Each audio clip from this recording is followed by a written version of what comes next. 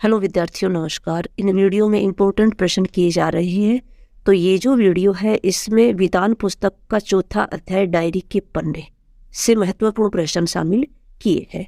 तो देखते हैं इस अध्याय के महत्वपूर्ण प्रश्नों में। पहला प्रश्न है, एन फ्रैंक का परिवार कहाँ पर छिप कर रहा? यानी एन फ्रैंक का परिवार अज्ञातवास कहाँ पर व्यतीत किया?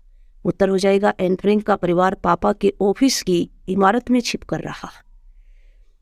प्रश्न अगला है, एन का कौन सा ऐसा शौक था जिसे उसके घर वाले पसंद नहीं करते थे? उत्तर हो जाएगा, एन फ्रैंक के द्वारा नई नई केश सज्जा करना घर वालों को पसंद नहीं था। वह तरह तरह की नई नई डिजाइन लगा करके बाल बनाती थी जो उसके घर वाले पसंद नहीं करते थे। कौन सी मुद्रा अवैध घोषित की गई थी? तो द्वितीय विश्व युद्ध के समय 1000 गिल्डर का नोट अवैध घोषित कर दिया गया था। एन फ्रैंक किनको मूर्ख समझती है?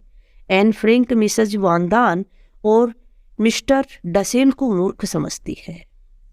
अगला प्रश्न है, एएसएस के बुलावे का क्या मतलब था? एएसएस से बुलावे का मतलब था यातना शिविरों में जाना और विभिन्न प्रकार की यातनाएं भोगना।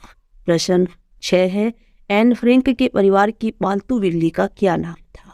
एन फ्रैंक के परिवार की पालतू बिल्ली का नाम मुर्तजे था और एन फ्रैंक अज्ञातवास में जाते समय बिल्ली को पड़ोसियों के यहाँ छोड़कर गए थे। डायरी के पन्ने पाठ के आधार पर एन की प्रकृति प्रेम का वर्णन कीजिए। एन फ्रैंक प्रकृति प्रेमी थी। वह आकाश, पक्षी, बादल, चांद और उसकी चांदनी देखती थी। उसका मानना था कि प्रकृति अपना वरदान, अपना प्रेम सबको बिना भेदभाव के देती है। सभी उसका आनंद ही ले सकते हैं। प्रश्न नंबर 8 है, जीवन का सच्चा आनंद कहाँ है? डायरी के पन्ने के आधार पर लिखिए। जीवन का सच्चा आनंद स्वतंत्र रूप से प्रकृति दर्शन में है। अगला प्रश्न है, डायरी लेखिका ने महिलाओं को सैनिकों के समान सम्मान देने की बात किस पुस्तक के आधार पर कही?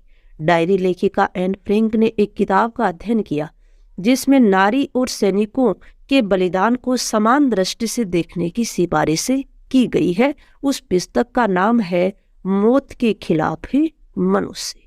तो इस पुस्तक का नाम याद रखना है। प्रश्न है, 10 का एन फ्रैंक की डायरी इतिहास के सबसे भयंकर आतंकवाद और दर्दनाक अध्याय का वर्णन करती है। इस कथन की पुष्टि प्रमाण सहित कीजिए। उत्तर हो जाएगा, इस डायरी में भय, आतंक, भूख, प्यास, मानवीय संवेदनाएं, प्रेम, घृणा और बढ़ती उम्र के डर भी हैं। एक और हवाई हमला, पकड़े जाने की आशंका आदि वह सब कुछ है जो एक युद्ध पीड़ित व्यक्ति और समाज का सच होता है। इसलिए कहा जा सकता है कि एन फ्रैंक की डायरी इतिहास के सबसे भयंकर और आतंकवाद तथा दर्दनाक अध्याय का वर्णन करती है। प्रश्न 11 है, युद्ध काल में ब्लैकआउट के समय फ्रैंक परिवार अपना समय कैसे गुजरता था? तो अंधेरा होने पर फ्रैंक परिवार पहेलियां बुझाते, व्यायाम करते, अंग्रेजी या फ्रेंच बोलते अथवा किताबों की समीक्षा करते थे। प्रश्न 12 है, फ्रैंक परिवार में कुल कितने सदस्य थे और वो कौन थे? फ्रैंक परिवार में कुल 4 सदस्य थे, जिसमें माता पिता, 13 वर्षीय एन जिसने यह डायरी लिखी थी, वह उसकी बड़ी बहन मार्गोट थी। प्रश्न नंबर 13 है, एन फ्रैंक की डायरी में किस काल की घटनाओं को लिपिबद्ध किया है? तो एन फ्रैंक ने अपनी डायरी में 2 जून 1942 से 1 अगस्त सन 1944 तक की अमानवीय घटनाओं को लिपिबद्ध किया है। अगला प्रश्न है, एन फ्रैंक ने अपनी चिट्ठियों में किसको संबोधित किया है? तो एन फ्रैंक ने अपनी चिट्ठियों में किट्टी नामक उस गुड़िया को संबोधित किया है जो उसे अच्छे दिनों में जन्मदिन पर उपहार में मिली थी। ये किट्टी जो है यह है उसके 13वें जन्मदिन पर गुड़िया थी एक जिसका नाम किट्टी था, उसे उपहार में मिली थी। और ये जो लाल जिल्द वाली जो डायरी है ये भी उसे इसी 13वें जन्मदिन पर मिली थी। इस डायरी में इसने लिखा किसको? किट्टी गुड़िया को संबोधित करके। प्रश्न नंबर 15 है एएसएस से बुलाए जाने का नोटिस किसके लिए आया था? एएसएस से बुलाए जाने का नोटिस एन के पापा के बजाय मार्गोट के लिए आया था, जबकि मार्गोट ने गलत समझ लिया था। मार्गोट ने समझ लिया था कि एएसएस से बुलावा उसके पापा के लिए आया है।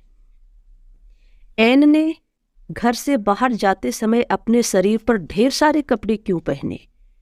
क्योंकि यहूदियों के लिए अटैची या अन्य सूटकेस लेकर बाहर निकलना खतरे से खाली नहीं था, अतः उसने तन पर, यहाँ पर कर लेना बीच में, तन पर कई कई कपड़े पहनकर अपना सामान छिपाने के स्थान पर पहुंचाया।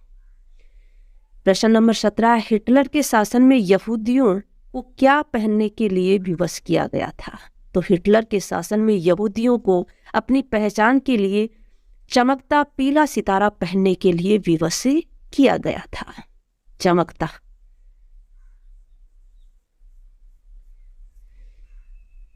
पीला सितारा पहनना जरूरी हो गया था उन्हें। प्रश्न नंबर 18 है एन फ्रैंक की डायरी को एक भोक्ता की दृष्टि से क्यों देखा जाता है?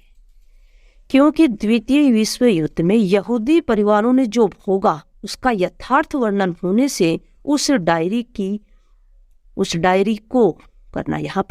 को एक भोक्ता की संवेदना से देखा जाता है, क्योंकि डायरा की लेखिका ने स्वयं उस दंश को भोगा है और उसी ने उसको लिखा है। अगला प्रश्न है एन फ्रैंक कैसे लोगों की भर्त्सना करती है? पाठ के आधार पर बताइए। उत्तर हो जाएगा एन फ्रैंक ऐसे लोगों की भर्त्सना करती है जो यह मानने को तैयार नहीं है कि समाज में खूबसूरत और सौंदर्यमयी औरतों का योगदान कितना महान और मुश्किल होता है। प्रश्न नंबर 20 है मेरा विश्वास है कि अगली सदी आने तक यह मान्यता बदल चुकी होगी। एन फ्रैंक ने किसके बदल जाने पर विश्वास व्यक्त किया है? एन फ्रैंक ने विश्वास व्यक्त किया है कि अगली सदी तक औरतों का काम केवल बच्चा पैदा करना न रहेगा, वे अन्य कार्यों में भी सम्मान की हकदार होंगी। प्रश्न नंबर 21 है एन फ्रैंक की लिपिबद्ध डायरी को किसने प्रकाशित करवाया? तो एन फ्रैंक ने जो डायरी लिखी थी उसको उसके पिता ओटो फ्रैंक ने उसकी मृत्यु के बाद 1947 में डच भाषा में प्रकाशित करवाया। प्रश्न नंबर 22 है डायरी के पन्ने कृति अंग्रेजी में कब व किस नाम से प्रकाशित हुई? तो डायरी के पन्ने कृति अंग्रेजी में the diary of a young girl शीर्षक से 1952 में प्रकाशित हुई। प्रश्न नंबर 23 है द्वितीय विश्व युद्ध के समय किन परिवारों को किसके द्वारा यातनाएं दी गई? तो द्वितीय विश्व युद्ध के समय होलैंड के यहूदी परिवारों को नाजियों में विशेषकर हिटलर द्वारा भयंकर यातनाएं दी गई। धन्यवाद विद्यार्थियों, आज की इस वीडियो में इतना ही। वीडियो कैसा लगा? अच्छा लगा तो चैनल को सब्सक्राइब कर लेना और बेल आइकन भी प्रेस कर लेना।